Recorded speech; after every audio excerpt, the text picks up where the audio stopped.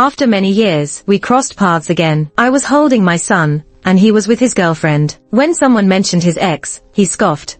I paid for her to go to school for 4 years, and after graduation, she left me for someone richer. Somebody joked, Luke's ex must be regretting it so much. He glanced at me, Mrs. Eric, do you think she'd regret it? I swallowed my sadness and replied, no, she wouldn't. He sneered, well, I regret it. I regret taking in that stray cat. When we were 18, Luke took me in from the streets. He supported my education, and loved me with all his heart. We agreed to marry after graduation, but after I graduated, I left him for someone wealthier. 5 years later, he was at an auction with a stunning girlfriend, ready to spend lavishly. 3 million, 3.5 million, 4 million. Luke seemed to be in a bidding war with Eric. Every time Eric bid, Luke followed. The guests were watching intently. Luke confidently raised his paddle, bidding 5 million. The room was filled with gasps. Eric hesitated, trying to bid again, but I stopped him. Let it go, Eric. He tilted his head slightly and asked softly, you don't like it? I shook my head. 5 million once, 5 million twice, 5 million thrice. Sold. The Qing Dynasty Golden Phoenix hairpin sold for $5 million to Luke. The room buzzed with chatter,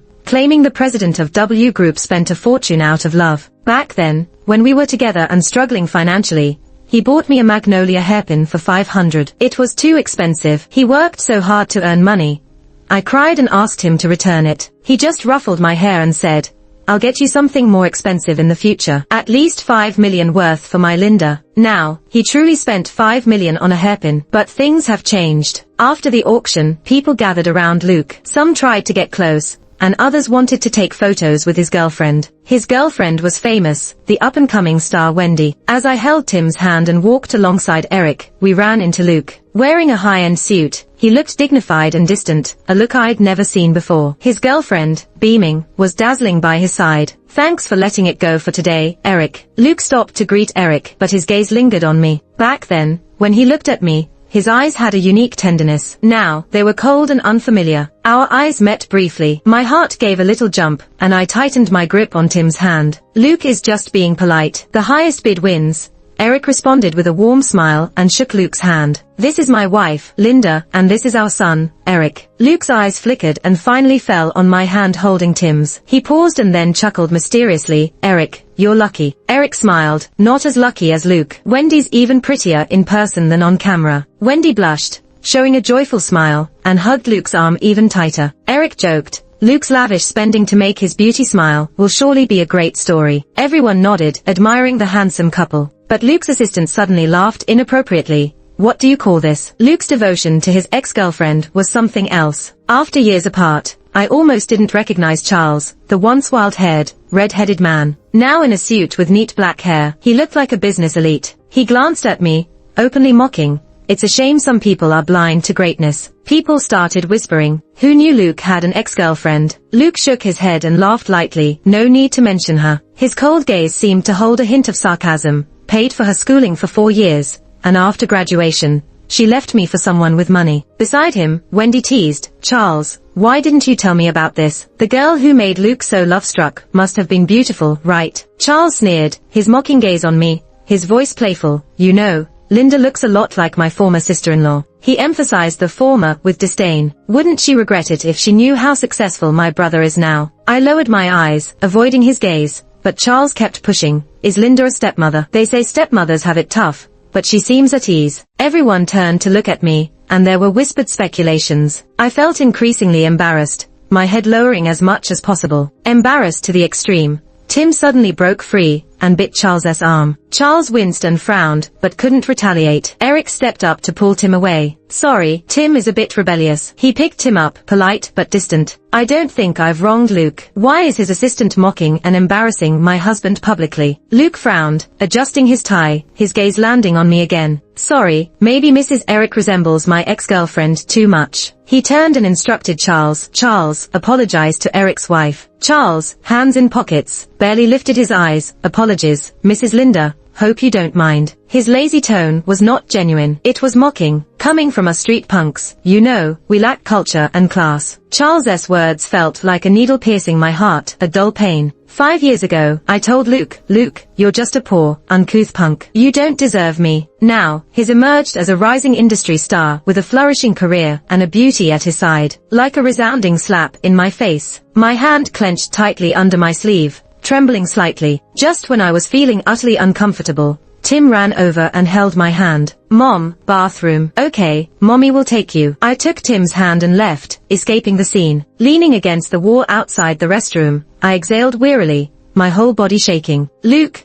Even now, I couldn't believe that this unexpected encounter, after years apart, was real. I heard footsteps coming from down the hallway. I looked up suddenly. The face, outlined against the light, was coming closer, step by step. His deep-set eyes and striking features had my heart racing. It felt like something hit me hard in the chest, making it difficult to breathe. I didn't dare look up at him. All I wanted was to flee. Panicked, I turned to leave when a deep voice called from behind, Linda. My hands clenched tighter and tighter, trembling. Why the rush? He stepped in front of me, casting a shadow. He'd taken off his suit jacket. Only a black shirt remained, partly unbuttoned with a loose tie hanging around his neck. The familiar scent was there, but his expression was foreign. Luke, long time no see. I tried to suppress my panic. The words felt shaky coming out. He looked at me, his eyes a stormy, silent but turbulent ocean. After a long pause, his Adam's apple bobbed twice. Don't you think you owe me an explanation for what happened back then? His tight-lipped reply, combined with the tension in his jaw, sent waves of unease through me. I had seen so many sides of him, but this moment felt both familiar and strange, unlike the Luke I remembered. After a long silence, I could only whisper, I'm sorry. He let out a mocking laugh. 5 years, and that's all I get. He suddenly stepped closer, and I backed away in a panic until I hit the cold wall behind me. Linda, I'm loaded now, he stated, his voice clear yet his expression forlorn. He trapped me in the corner. His breathing was heavy beside my ear. I pressed myself against the wall, too afraid to meet his eyes. Luke, I'm married. His breath grew heavier. Lifting my chin abruptly, he stared at me. Regret it, Linda? I was forced to look at him, his eyes slightly red, burning with intensity. I clenched my fists, holding back the sting in my chest. No regrets. He suddenly chuckled, his hand moving to my neck with light pressure that made breathing difficult. Linda, you're something. His red-tinged eyes pinned me, cold and sharp like knives. But I regret it. Picking up that stray cat. By stray cat, he meant me. 10 years ago, I was shivering on a hospital bench. He sat beside me, banged up, with tattoos peeking from his sleeves. I scooted away in fright. Scared of me? He asked, glancing sideways. I clutched my legs, avoiding his gaze and staying silent. You're handsome, not scary. I peeked a glance. His face was bruised, head wrapped in a crooked bandage. Not exactly handsome. I frowned and shook my head. He looked confused. Headshake means not handsome or not scary. I didn't answer. He moved in front of me, eyeing me with curiosity. Whose kid are you? Here alone. Ran away after a fight. I stayed quiet, and he frowned, mute. He pulled out his phone to call the cops, which panicked me. Grabbing his clothes, I pleaded, don't, I can speak. Right, joke's on me. Where do you live? He asked. I don't have a home, I whispered. Not scared of freezing here. None of your business. I was wary of him. He was clearly a delinquent. Not like I want to meddle. He glanced at me and walked away. As relief washed over me, he returned abruptly. Either the police station or with me, your choice, he said, grabbing my backpack. I was startled and tried to snatch it back, but he was tall and lifted it out of reach. Give it back, I said, almost in tears. Do I look like a bad guy? He grimaced before I kept silent. Just temporarily less handsome now. Once healed, I'll be back to being handsome. He looked me over disdainfully. Kid, I have standards. Go with me or the cops. Choose. I was too nervous to speak. He counted down. 3, 2. No, not the police, I blurted, clutching his clothes in panic. He chuckled, taking my hand and pulling me along with my bag. Outside, a red-haired guy was shocked. Whoa. Went for a checkup. Came back with a cute girl. He surveyed me, teasing. She looks young. This your type? Luke shot him an annoyed look. Found her. Years later, while cuddling with him, I asked why he took me in. He said I had this wary look like a little lost kitten, wet-eyed, that tugged at his protective instincts. He often joked about finding a wife that day. With a thumping heart, I followed him upstairs to an old complex. The hallway had just one flickering bulb. In the dim light, I almost missed a step, but he caught my shoulder. The pounding in my chest only grew stronger. I wondered why I followed a stranger home. Images of crimes against young girls flashed in my mind. Standing at the doorway, I refused to enter. He eyed me impatiently, like standing in the doorway. Stepping into the living room, he threw my bag on the couch and reclined, covering himself with a black coat, then closed his eyes. With a side note, he said, forgot to mention, this building is haunted, screams at night. I glanced at the dark hall, chilled to the bone. Too scared to think straight, I shivered. Inside, he sighed, either sleep in the bedroom or close the door. With that, he cocooned his head under the coat. The night was eerily silent, only the wind and my heart beating loudly. Glimpsing at him on the sofa, he seemed asleep already. Exhausted and cold, I tiptoed to the bedroom. Compared to the stiff hospital chair, the bed was heavenly. I fell asleep quickly. The next morning, when I woke up, I realized he was gone. I secretly breathed a sigh of relief, grabbed my backpack, and ran out. His place is super close to the school. As I sprinted there,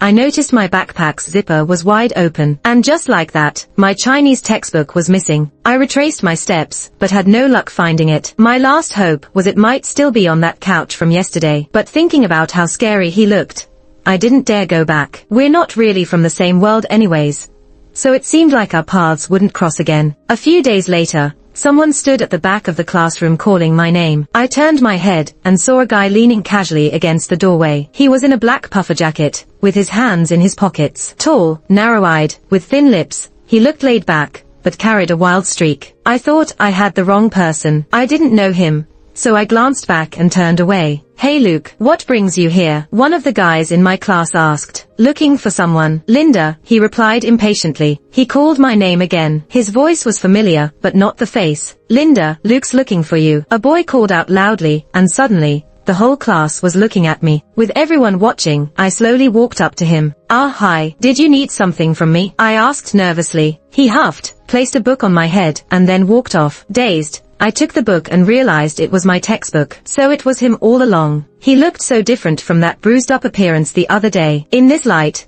he definitely had some good looks going on. Curious classmates gathered around me. Hey Linda, how do you know Luke? Is he really Luke? Even though I hadn't been at the school for long, his name wasn't unfamiliar. A guy loads of girls had crushes on, and apparently the king of the troublemaking science kids upstairs lived for the thrill of a fight. But thinking back, he didn't seem as terrible as the rumors made him out to be. That afternoon, to my surprise, my mom came to pick me up from school. My mom didn't really like me. Truth be told, she probably hated me. She was a beauty who relied on men her whole life, and I was just her ball and chain. Her latest husband, Howard, was rich, looked like a nice guy, polite, and for some reason, he didn't dislike me. Even laughed, bought me pretty clothes. I thought maybe, finally, I wouldn't need to move around all the time. But then, I started noticing Howard's touchy way around me. Once, while I was showering, he used a key to open the bathroom door. That day, I was terrified.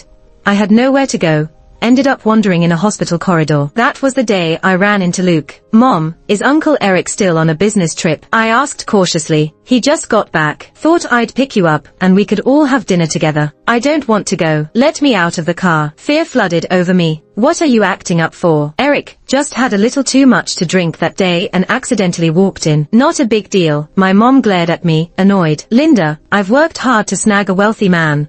Don't mess this up for us. Angering Howard will do no good for either of us. Howard bought me another pretty dress that night, explained away the misunderstanding at dinner, but I was still scared. The bed at the mansion was soft, but I couldn't fall asleep. Until one night, around 2 a.m., I heard the bedroom door unlock. Howard was standing behind me in silence. In panic, I called the cops and showed them footage from the camera I had secretly installed in my room, hoping Mom would finally believe I wasn't lying. But they said the footage proved nothing. Mom, meanwhile, was busy apologizing, claiming it was just a family affair, teenage rebellion, a little family fight. Howard's a well-known businessman. The cops left with far too much respect. Mom slapped me, called me cheap, accused me of seducing men, and that I'd ruined her life. Told me to get out, said I was no daughter of hers. I didn't know what I did wrong to make her hate me so much. Why have me, then? With nowhere to go, I wandered the streets. Behind the school, a few stray cats huddled in a worn-out box. Someone crouched down, opened a pack of sausages, and fed them piece by piece. Our eyes met. Surprisingly, it was Luke. Luke, he fed the last piece to the kitten and patted its head. What's up? He stood and walked up to me, my eyes fixed on the ground. Linda, when I didn't respond, he nudged my shoe with his. See, can I crash at your place? I whispered, looking up slowly. Our eyes met, and he seemed a bit taken aback. What, my place a hotel or something? Sleep and run. He gave me a once-over, sounding annoyed. Weren't you totally against it the other day? I thought you weren't that bad, I mumbled. He snickered a bit. Maybe because he fed the stray cat sausage.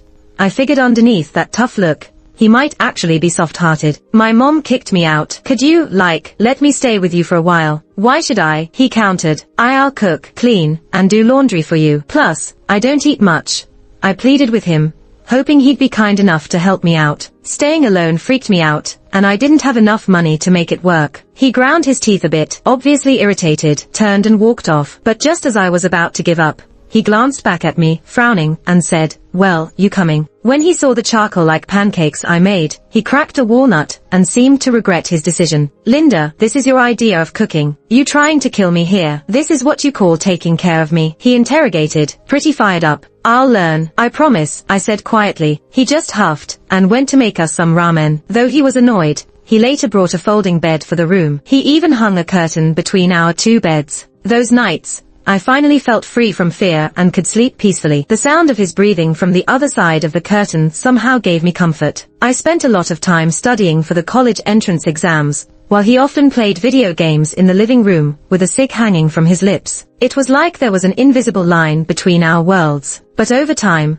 our relationship wasn't as tense as it used to be. He always looked tough and threatened to kick me out, but each time he would grumpily cook a meal for two. I reminded him smoking was bad for his health, and he casually replied, life and death are fate, wealth is in the heavens. I read aloud from my phone, long-term smoking causes cardiovascular damage, throat cancer, lung cancer. But he just kept puffing away like it didn't matter. It can also cause infertility issues and abnormal sperm, I added. He cursed under his breath and put out his cigarette. Before bed, we heard a sudden scream from upstairs, and I pulled the blanket tight around me, scared. I remembered Luke mentioned their building was haunted, with weird noises at night. Shaking, I asked, Luke, are you awake? What? He answered, his voice muffled with sleep. Did you hear that creepy noise upstairs? Is your place really haunted? I was freaking out. He turned over and didn't answer me. Those strange noises continued, and I suddenly realized what they were. Blushing, I hid under the covers but couldn't sleep. Luke got up to use the bathroom 3 times, which worried me. Luke,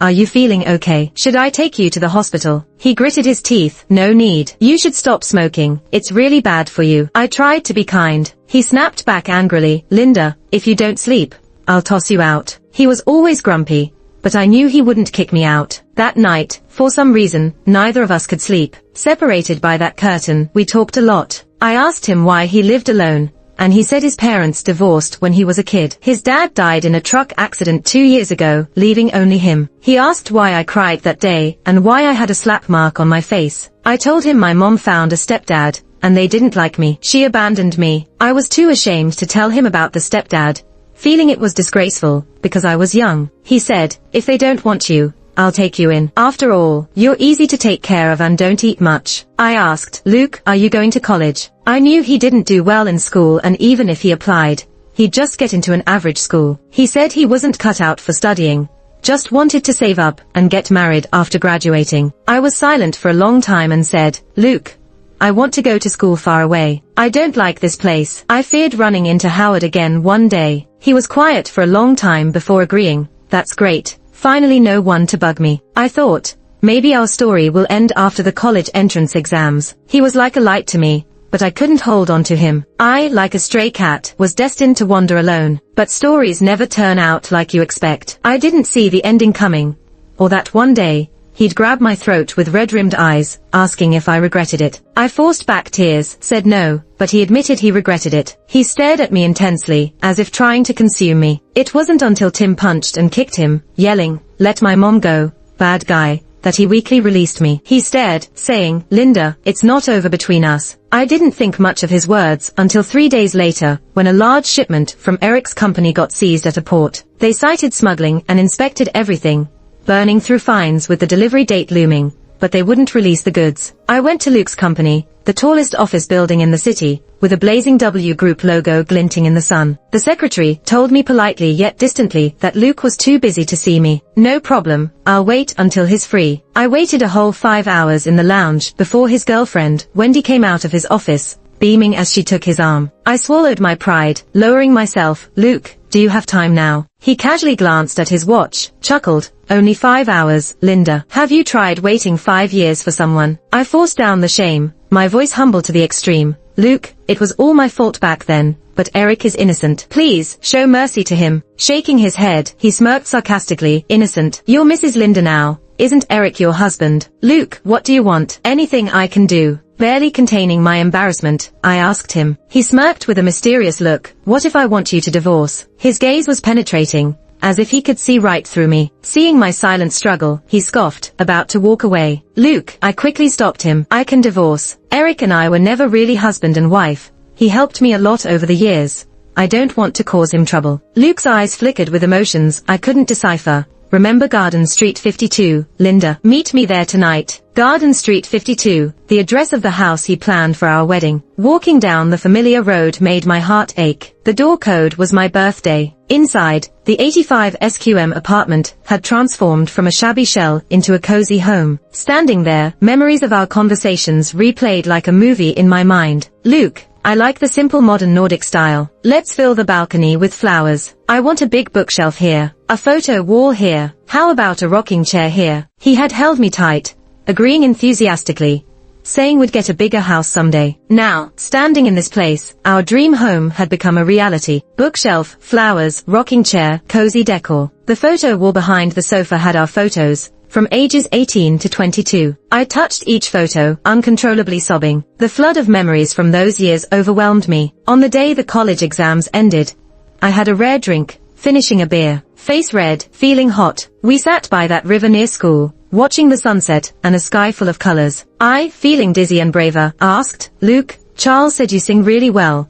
Can you sing a song for me? That day, he was uncharacteristically gentle, like the breeze of that day. I loved the scene at that moment. Just like the feelings on that day. I kept a secret I didn't dare to show. I tilted my head, looking at him. The evening breeze carried the scent of locust trees, and the sunset made my cheeks even redder. He turned his head, and our eyes met. He reached out, pulled me into his embrace, and kissed me. The summer breeze was slightly cool, but it couldn't blow away the heat on my face. I held his clothes tightly, just staring at him. Suddenly, I couldn't hold back my tears. He smiled and gently wiped away my tears. Choking up, I asked him, Luke, are you here to save me? He said, Linda, you came to save me. That day, he held my hand, fingers intertwined, as we walked home. I hesitated for a long time and then asked, Luke, can you handle a long-distance relationship? I got into a college out of town, and his home was here, which was miles apart. He answered without hesitation, no. Just when I thought our relationship would fade away with the June winds, he booked tickets for 3 people, the 2 of us and Charles,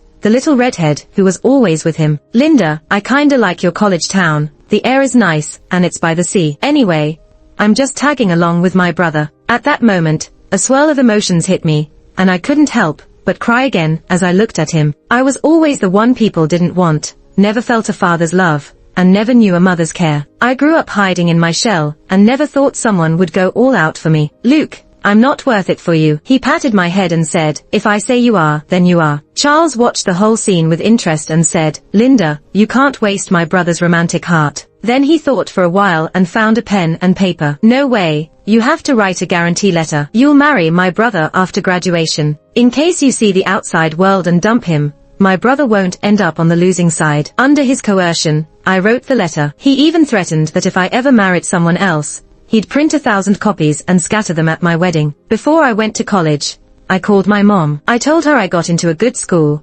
hoping for some praise. But she cursed at me harshly, saying how I'd left her, and I was the bane of her existence, telling me never to bother her again. After that, I never saw her. I planned to apply for student loans for college, but Luke went ahead and paid my tuition, slipping me a card. I worked part-time to earn money, but he fired me without notice. Feeling wronged and upset, I said, Luke, I don't want to be a burden. He held my face and seriously said, Linda, you're never a burden. If it weren't for you, I'd probably just drift along. Now, I want to work hard to match you and give us a better future. I promised I'd take care of you. You're a student. Focus on your studies, and leave the money matters to me. Those times were really hard on him. He and Charles, with no background or education, rented a small place near our school. He started working on construction sites doing renovations, saying his dad used to do it, and he learned from him. Later, he started learning interior design and drafting plans. Every day he came home covered in dust. The first thing he did was shower. After dinner, he'd sit by the computer drawing plans. I touched the growing calluses on his hands and cried,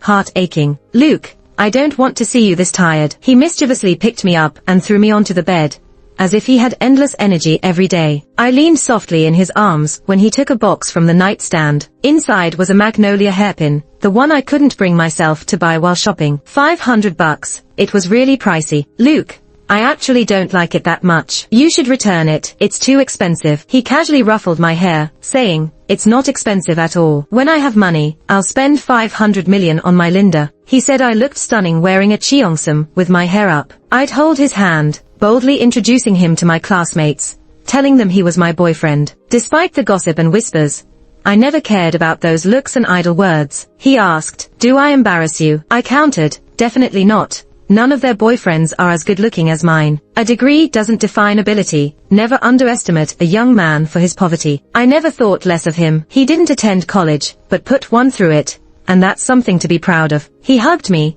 planting a firm kiss on my forehead, and promised, "When I make it big, I'll drive a luxury car to your school to pick you up and make all your classmates jealous." Later on, he really did make some money. About more than a year later, he became a small contractor, leading workers and taking jobs. His dad had left him some money, and he started working on crane businesses on construction sites. Gradually, he earned a sizable income. In my junior year, he bought a Cadillac, and often picked me up from school. I'd always tease him about how well it matched his contractor vibe. In my senior year, he took on a big project and planned further ahead. He registered a company, investing funds into more promising areas. The hard-working dreamer eventually achieved his wishes. I was happy for him and us. That year, with the extra money he had, he bought a small house. He held me and said he wanted to give me a home. He also promised to get a bigger house and luxury car in the future, giving me a lavish life. At that time, it was still a bare shell, 85 square meters, 2 bedrooms, and a living room, but standing there, I could envision our future home. I excitedly described how the new place should look, and he noted down each detail, saying he'd decorated himself. He remembered everything, but I broke my promise. The nightstand still had our photo. I was leaning in his embrace, flashing a cheesy peace sign with a bright and innocent smile, while he looked down at me fondly, his lips in a tender smile. His clothes hung in the closet, blends with mine, giving it a black and white vibe of contrast. 5 years, like a fleeting dream. Everything has changed. I stared into the warmth of the room, lost in thought. Luke came back late, unlocking the door at the crack of dawn. He reeked of alcohol, his bloodshot eyes staring at me. It sent a shiver down my spine. "Linda, why did you disappear all of a sudden 5 years ago?" "I never believed what you said back then." He took off his suit jacket and stood in front of me, looking down at me. I choked up, not knowing how to start, just shaking my head in bewilderment. "Luke, it's all in the past. No need to bring it up again." He suddenly yelled, "It's not in the past. It'll never be in the past." He grabbed my arm, pointing at the scar. "Tell me, who burned you with this scar?" "Eric." His Adam's apple bobbed, and he let out a sarcastic laugh. "Linda, being someone's stand-in, playing stepmother. Have you been happy these past 5 years?" Unspoken pain surged from the depths of my heart, and I lowered my head powerlessly. I never married Eric. He never hurt me. It's just business. I'm begging you, please keep the peace. His hands tightly gripped my shoulders, eyes locked onto mine, carrying a bit of bitterness as he spoke. "Then tell me why. Why did you leave without a word?" I looked at his reddened eyes, shaking my head and crying, a dull ache in my heart. "No point in dwelling on it, Luke. We can't go back. We just can't." "Why can't we? I've been stuck here metaphorically, waiting for you for 5 years. About to drown in memories." His eyes swirled with tempestuous emotions, his scarlet eyes staring at me, voice hoarse and choked. "I never got a girlfriend. Wendy was just a business thing. I only wanted to save face. Linda, I've been waiting for you all this time." His face was pale, his shoulders trembled slightly. "I never doubted your feelings for me. I know you wouldn't break up with me because I'm poor. I just don't understand why you left without explaining. I couldn't find you, even reported it to the police. only to find out you went abroad with someone. His fingers brushed over the scar on my arm, tears of pain falling from his eyes. Linda, how did you get this scar? I opened my mouth, my whole body shaking uncontrollably. Luke, I was sick, really sick for a long time, but eventually, I got better. I fell to the ground, holding my legs, gasping between sobs. But I don't have the courage to reveal the scar. I'm scared. Extreme fear, suffocation, a sense of panic overwhelmed me. I stumbled out of that room, terrified that I'd lose it in front of him the next second. At home, I shakily dug out a bottle of pills and swallowed them. Collapsing on the ground, catching my breath, Eric and Tim rushed over the moment they heard. Tim, go hug your mom, Eric gently told Tim. Tim quickly ran over, his small body hugging me. Mom, don't be scared, I'll protect you. His tiny hand patted my back slowly. Finally, I began to calm down. Linda, you haven't taken your meds in a while. Eric looked at me. I went to see Luke. Eric sighed softly. Maybe you'll find someone better. I shook my head. I won't. I know that. There's no one in this world who matches up to him. You know it too, Eric. You won't find anyone better than Susan. We're all just people trapped inside a symbolic fortress. He told me he'd been waiting for me all this time, never doubted my love for him. I almost wish he'd found another woman through those years. Maybe then I wouldn't feel so guilty. This way, I feel even less deserving of him. Eric came to me, looking earnestly. Linda, you did nothing wrong. Victims aren't guilty. It's been 5 years. Tim's healed, and it's time for you to move on too. Linda, he still loves you. What are you afraid of? What am I afraid of? I'm afraid of the nightmare from 5 years ago that nearly drove me insane. The day before graduation, I was at a school book donation event, handling corporate guests, and the corporate leader turned out to be Howard. He was like a snake with venom, emitting a determined gleam. That day, he dragged me into a car. When I woke up, I was at his place. He recorded videos and played them for me over and over. Didn't you like to record videos? This time, I'll record for you. Sweetheart, see how beautiful you are. Terrified, I snatched the phone to call the police. He sneered. I'll call them for you. The cops came and asked how I was assaulted, how to prove it. I said there was a video. They said I looked like I was enjoying it. In the end, the officers, just as before, walked away respectfully. Afterwards, Howard locked me up and tortured me like a maniac. I heard you have a boyfriend named Luke, right? Just started a business, a nobody. Linda, believe I could ruin him tomorrow. He used the video to threaten me. Or I could send this to him, let him listen to your voice. Break up with him, obediently stay with me. I can give you everything. I refused, and he put a burning cigarette on my arm. 3 days later, I had severe stomach pain and bled profusely. Was rushed to the hospital. The doctor said I was 6 weeks pregnant, but miscarried. Emotional collapse reached its peak. I could bear it no longer. I ran to the rooftop, thinking about jumping off. And that's when a tiny hand clutched my coat, calling me, Mommy, in a soft voice. I turned to look at him in a daze. He hugged me, crying, Mommy, don't go. That child was Tim. That day, Eric saved me. Later, I found out I resembled Tim's birth mother Susan, who died in an accident half a year prior. Tim developed autism and stopped talking. That day, he mistook me for his mom. Eric took us abroad, sought many doctors. I've struggled with severe depression and phobias, breaking down countless times and contemplating death. But it was Tim, little by little, who pulled me back every time. He lost his mom, and I lost my baby. The two of us, both struggling, found solace in each other and slowly healed. Thankfully, over the years, things have been getting better for both of us. As for Eric, he misses his late wife. Even though I look like Susan, if you truly love someone, you won't go looking for substitutes. That night, after putting Tim to sleep, I did a lot of thinking about everything that's happened over the years,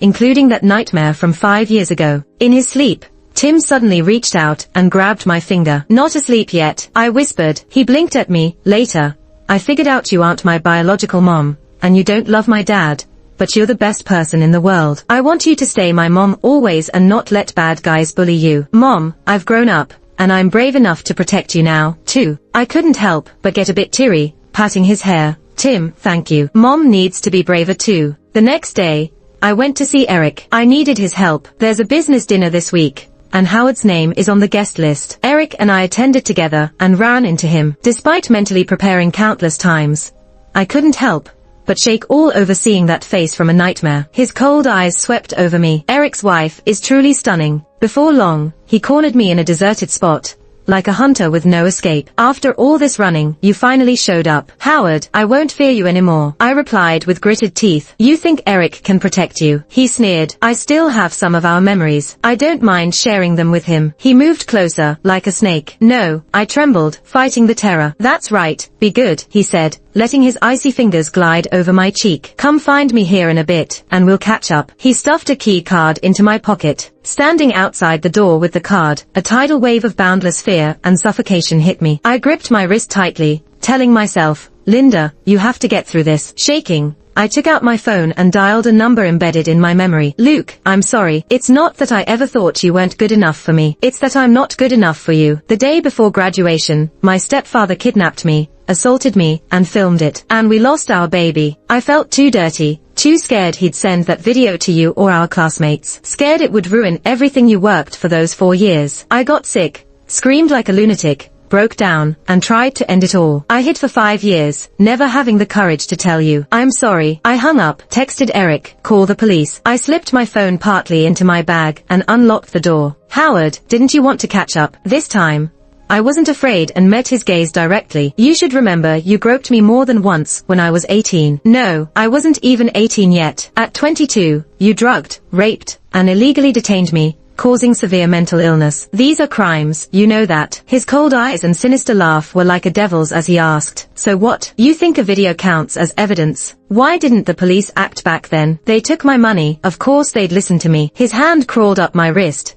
tapping the scar he left with a cigarette burn. I've kept that video safe, so you'd better listen. I chuckled dismissively, but you miscalculated your plans. I'm not the naive Linda from 10 years ago, nor am I the despairing Linda from 5 years ago. I'm not afraid of you leaking the video. I never did anything wrong. You're the dirty one, not me. I believe in law and justice. Howard, you should have been in jail long ago. He couldn't help but laugh.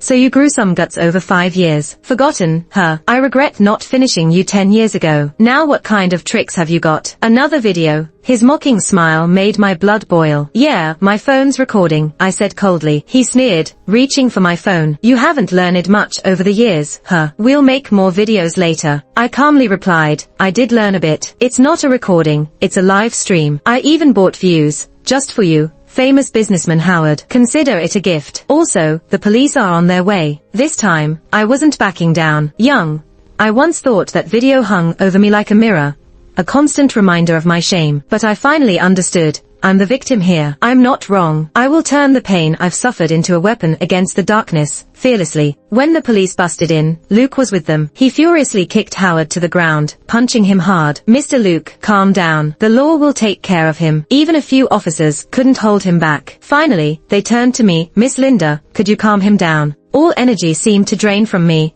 and I fell to the floor weakly. Luke, I called his name. Luke, can you come and hold me? He paused, releasing Howard in defeat. He wrapped me tightly in his arms, and we both broke down in tears. After Howard's arrest, the police launched a special investigation. He was involved in too many shady dealings. His business was huge, with lots of murky areas. People had been watching him for a long time. This incident acted as a catalyst, uprooting this tree of evil entirely. The lawyer said he was involved in serious financial crimes. With multiple charges stacked up, he'd spend the rest of his life in prison. The nightmare finally went away. Later, Charles came to me. First, he sincerely apologized. Don't take my past words to heart. I misunderstood you back then. It's fine if you want to take it out on me. I just shrugged it off. Then he hesitated a bit and said, Can you go see my brother? What happened to him? Charles sighed helplessly. He's not doing well. It's the guilt. He can't forgive himself. 5 years ago, the day you got in trouble, he planned to pick you up from school, but he got caught up preparing to propose to you,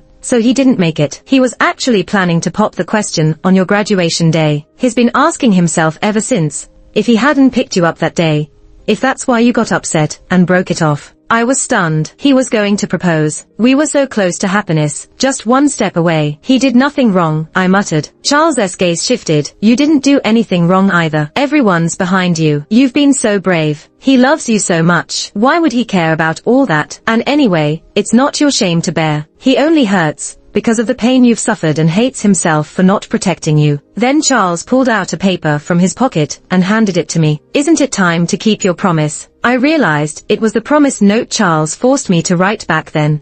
Linda, promised to marry Luke after graduation and never back out. He had chosen me, against all odds back then, and yet, I let him down. Let the past be the past. You both need to move forward. Holding the yellowed paper, I knocked on that small house's door. He looked exhausted, his eyes bloodshot. Linda, he stammered, taken aback for a moment. His voice was hoarse. I couldn't help but feel tears welling up, a bittersweet ache in my heart. Luke, I'm homeless now. Will you take me in? I cried as I looked at him. His shoulders trembled slightly, his eyes reddening, as he pulled me into his arms with a choked voice. I'm sorry, Linda, I'm sorry. I was useless. I couldn't protect you. It's all in the past, Luke. I came today to keep my promise. I placed the childish handwritten note in his hands, meeting his gaze. Luke, do you still want to marry me? I asked, my throat tightening, taking a deep breath. If you don't want to, I won't consider it breaking my word. He hugged me tightly and said, of course I do. How could I not? I've waited so long. You have no idea how much I've wanted to marry you. After 5 long years, our 2 hearts finally found refuge in that small house. Resting in his arms, I had the most peaceful sleep in years. Morning sunlight poured through the window onto the bed. Half awake,